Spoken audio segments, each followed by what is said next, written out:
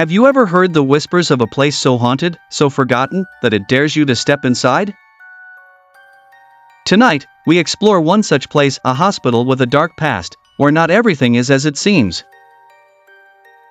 And trust me, once you step inside, you may never leave alive. In a small town, there was an abandoned hospital known by locals as the Central Hospital. Built at the beginning of the 20th century, it had been the main medical center for the region for decades. However, after a mysterious fire in the 1990s, which resulted in the death of several patients and nurses, the place was shut down, and the building remained standing, forgotten by time. Some brave souls claimed to hear whispers and see shadows in the broken windows, but no one dared to go inside. No one, except for Helena. Helena was a nursing student who loved challenges and mysterious stories. Her curiosity for the unknown always led her to explore forbidden places. Upon hearing about the abandoned hospital and its legends, she decided she would be the one to uncover the secrets of that place. One night, after gathering her courage, Helena called her friend Ricardo, a photographer, to accompany her on the expedition to Central Hospital. They agreed to go late at night, as this was the time when, according to rumors, supernatural manifestations were strongest. The hospital was a terrifying sight. The decrepit building, covered in vines, was a grotesque shadow in the dark.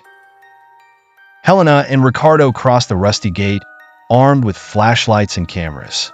The silence around them was oppressive, broken only by the occasional sound of wind passing through broken windows.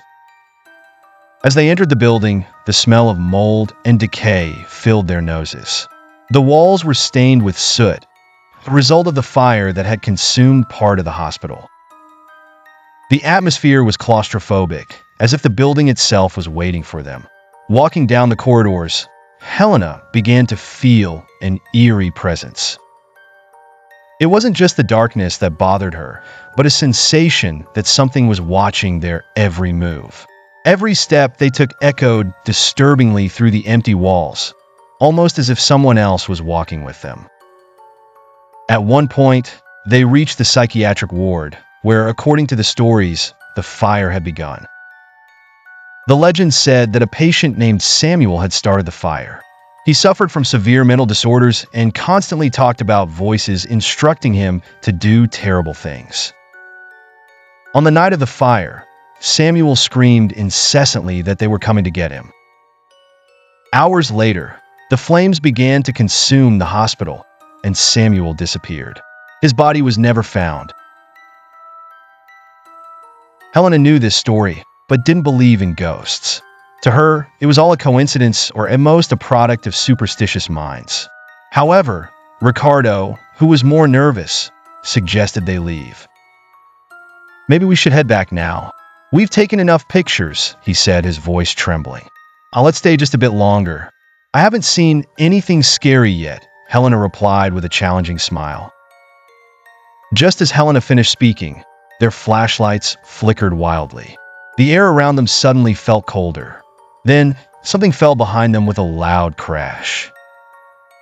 Ricardo jumped, quickly turning to see what it was, but there was nothing except for an old stethoscope on the ground, as if it had been knocked over by invisible hands. Ricardo insisted they leave, but Helena, stubborn as ever, decided to explore one last room. Upon opening the door, she saw something that made her freeze. On the opposite wall was a large mirror, stained with soot, but the reflection in it was wrong.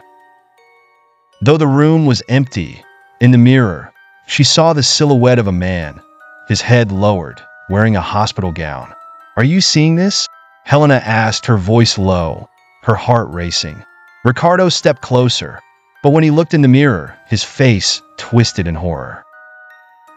He saw the man slowly raise his head, revealing a deformed face, with empty eyes and a mouth open in a silent scream. Suddenly, the mirror cracked with a loud snap, and the figure vanished. That was enough for Helena. She ran out of the room, followed closely by Ricardo, both of them with their hearts pounding.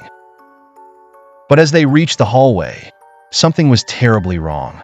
The hospital, which had been silent and abandoned moments before, was now filled with sounds.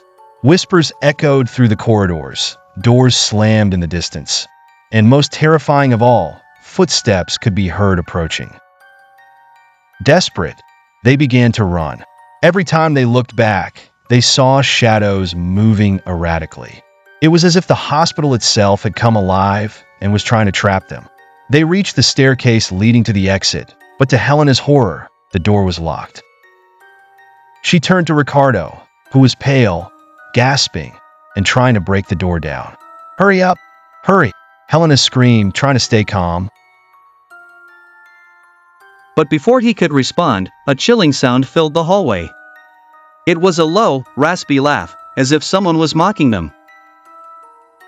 The figure they had seen in the mirror appeared again, this time at the end of the hallway. It walked slowly toward them, dragging its feet on the dirty floor.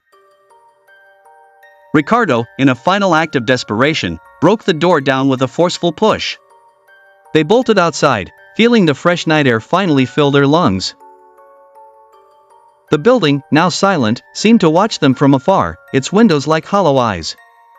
They never returned to that hospital. Helena, though she tried to forget what she saw, knew that something inexplicable and terrifying resided in that place.